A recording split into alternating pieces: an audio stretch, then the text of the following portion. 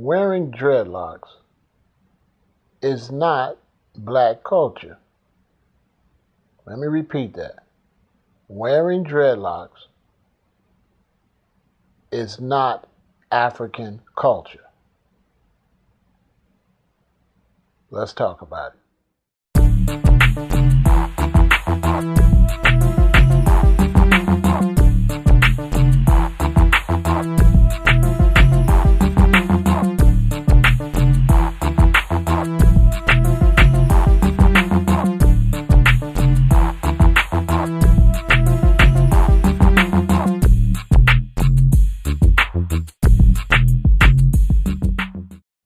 There's a video going around with a black woman approaching a white male and questioning him about his dreadlocks.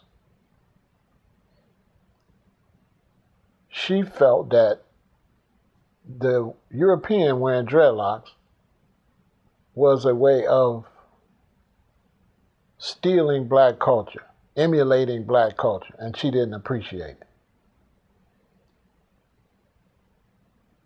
So I figured, let me break that down for a lot of people that really don't understand, and understand what dreadlocks are really all about. So before I get started, check out the video of the black woman approaching the white male and telling him that she don't appreciate him wearing dreadlocks, and then I'll talk about the situation. You got some scissors? You're saying that I can't have a hairstyle because of your culture? Yeah, Why? because it's my culture. You know what locks mean? Do you know it was in Egyptian culture? Are you Egyptian? Nah, bro, I'm not. Are you Egyptian? No. Are you Egyptian? No, but it doesn't matter. Wait, where's Egypt? Tell me. You know what, girl? Where's Egypt? Dude, go. You have no right to tell me what I can wear. Huh? Where's Egypt? Yo, girl, stop touching me right now. Yo, girl, stop touching me right now. Come back. Get off of me. Come back, come back, come back. You put your hands on me, don't learn. Like, you know, make some shit because of what the hair I have? That's no reason, yo. I don't need your disrespect. I don't need your disrespect. Why are you filming this? Now, I don't want to confuse you, so I got to take my time to explain this. When you talk about dreadlocks and wearing your hair natural, because a lot of people that got dreadlocks now, it's a hairstyle. It's not a natural dreadlocks. They twisting them in there. But when you talk about the original natural dreadlocks, those dreadlocks are a part of the culture of original man, not the African man. Now, one reason that people think that dreadlocks is African culture is because the African people are known to be the oldest people on the planet. Africa's looked at as the mother of civilization. But you have to look at it like this. If Africa is the mother of civilization, and Africa is the birth of original man, original woman, does that really have anything to do with just being black alone? Or does it also have something to do with being original? Now, there was a time on this planet where people weren't using metal. You know, there was a time where people were just gatherers and they just gathered fruit. And they lived mostly of fruit. They lived off of fruit because the fruit had a smell that original man could tell it was meant to be eating. It took a little while before man started eating vegetables. And it took longer before man started killing animals and eating them. Original man didn't kill animals and eat them. They just gathered fruits. An original man did not cut their hair. Now, as man spread out throughout this vast continent on the earth, because all the continents used to fit together, so it was just one big continent, one big landmass. As the population started growing and spreading and spreading and spreading, people were covering a large part of that landmass. And when that landmass broke apart, people floated to their various locations. Scientists have said recently that Africa is the only continent that is not floating. So Africa pretty much stayed in the same spot, and all the other continents floated apart. And these people on these continents, they were original people. Over time, they began to look different.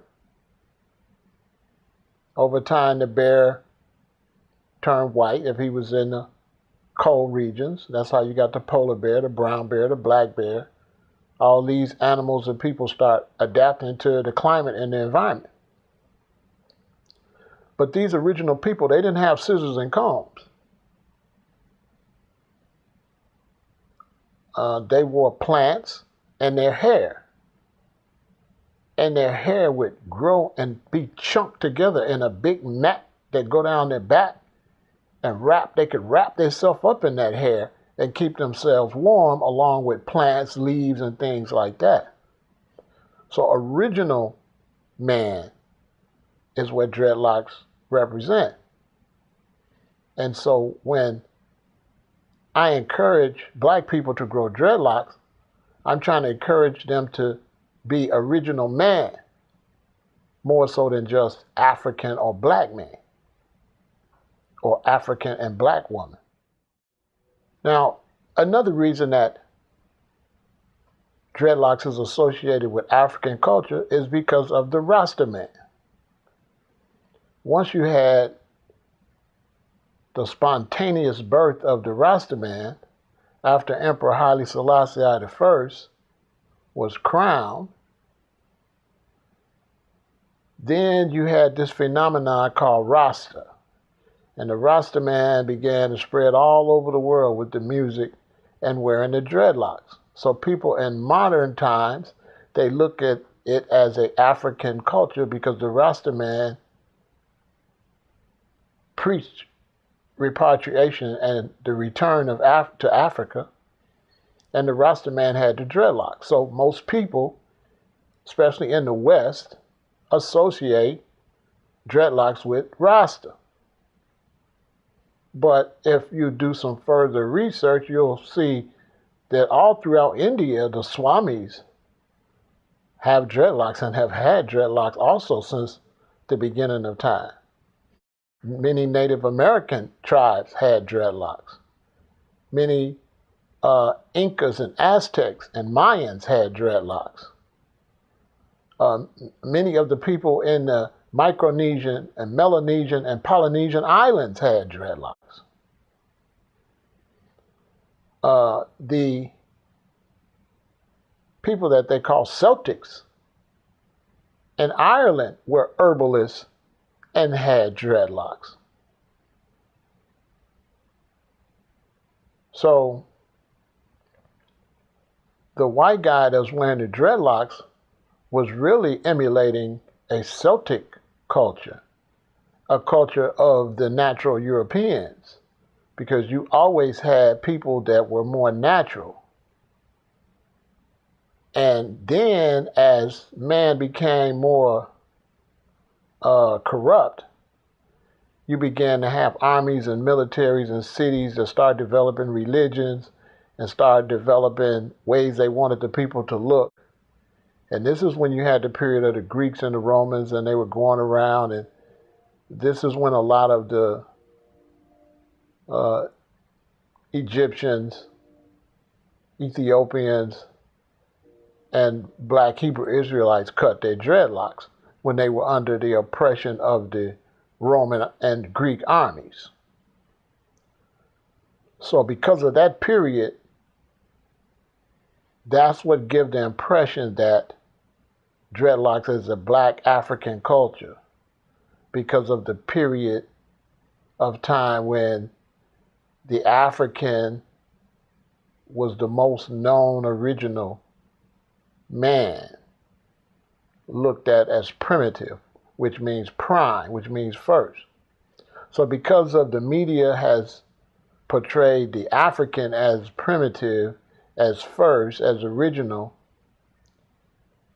and because Africa was so huge and undiscovered areas for so long and tribes that people hadn't seen for so long, Africans in Africa were able to maintain a culture of their natural hair. And that's how the hair got associated with being African or being black or being something of melanated people.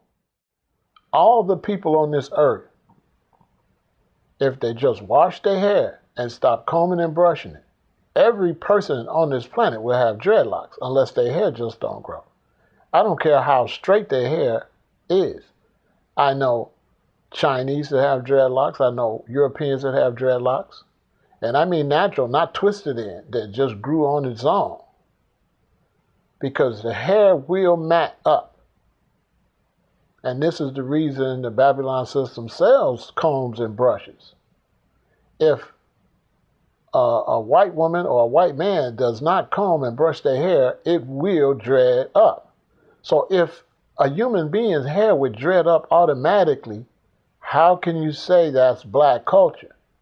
No, that's not black culture. That's the culture of original man. A lot of times you'll see me get on black people's case because I want black people to wear their natural hair, but it's not to reflect a African or black culture. It's to reflect the culture of original man. And this culture and this way of life of original man is not nothing that we want or that I want to be only for black people. This culture of original man should be for all people if we're going to survive on this planet. The same way we cut our hair is the same way we cut down all the trees, cut all the grass, cut everything down, destroy everything, because we don't let anything be in its own natural beauty. And if you look at your head is your heaven, your head is your earth. And how you treat your head is how you're going to treat the earth.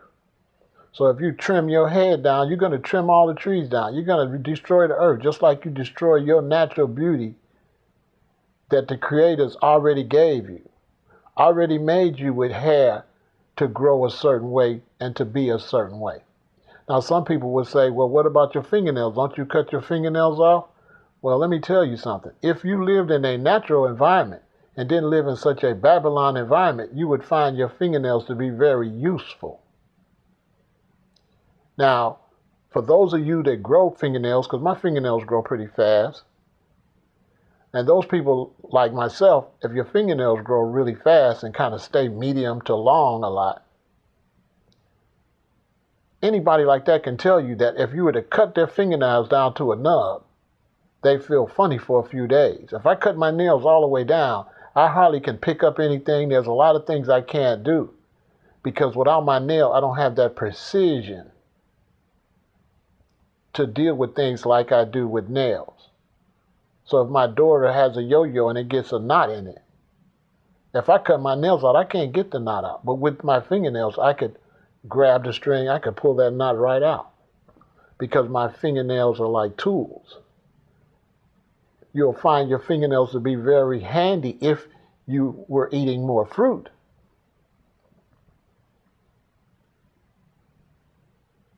So it's all about going back to nature. And going back to nature is something that we need all mankind to do. We need everybody to become a vegan, stop eating dead flesh. We need everybody to grow their natural hair, to grow their dreadlocks, and live a natural life. We need everybody to be more concerned with the planet and stop exploiting the planet. Stop cutting down all the trees. Because the trees stand up like this and we're on a ball flying through outer space. And the mountains and the trees, they block the wind. Now, if you cut the trees down and you just get a naked ball earth and you're flying through outer space, then you're going to have worse storms. The wind's going to be too strong. You're not going to have very much shade. And without this shade, the planet's going to get a little warmer. The planet gets a little warmer. The glaciers going to melt. The glaciers melt. Then the planet's going to get even warmer. So you're going to have the planet getting warmer and warmer. You're going to have a lot of water everywhere. You're going to have high temperatures. You're going to have stronger hurricanes. You're going to have stronger tornadoes. You're going to have bigger tsunamis. You're going to have bigger typhoons.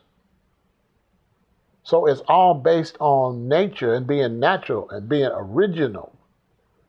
We must stop going back to the 1900s, to the era of Jesus, to the era of Muhammad, to the era of Buddha.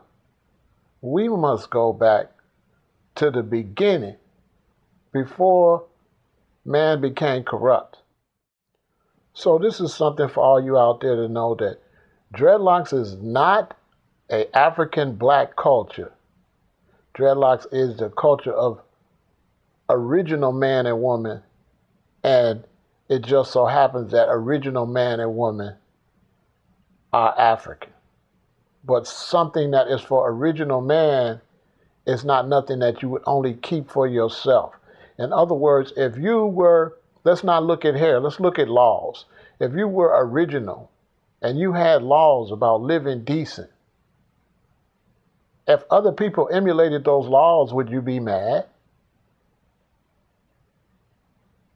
So it doesn't make sense to be mad because a European wants to throw away their scissors and comb, wants to stop using a razor blade, and want to grow their hair and look more like a natural being, to look more like how they would look without adjusting themselves. And you have to be realistic that, yeah, it starts out cutting your hair, but look where man has gone. Cut his hair. Cut all his hair off his face. Cut all his hair off his head. Then this woman starts sewing hair back on the head. Then she wants to dye their hair. The men want to dye their hair. The men want to cut all different kind of designs into their hair. Then the next thing you know, the men want to get vaginas. The women want to get penises. The women want to get breast implants. The women want to get booty shots. The women want to get their lips injected. People want to go lay in machines and get tans. Some people want to lighten their skin. So when you start this pattern of not being happy with your natural self, it's a downhill slope. And so people have become so far removed from their natural self that they got fake hair, fake titties, fake booties, lightened skin or darkened skin. It's just a mess. You got orange white people because they laying in a tanning machine, trying to be something other than what the color they are. Whatever color you are, just be that color. You white, just be white. Let your hair grow. Let your beard grow. Because if you look, who's the main people that wants you to cut your hair off your body? The Babylon system. Those that exploit us for housing, food, clothing. The main people that want you to have this clean-cut look are the ones that are doing the most destruction to the planet. These are the ones that want to foreclose the homes. These are the ones that want to overcharge you for rent. These are the ones that want to pay you low wages, want to charge you too much for a vehicle. It's not associated with anything decent.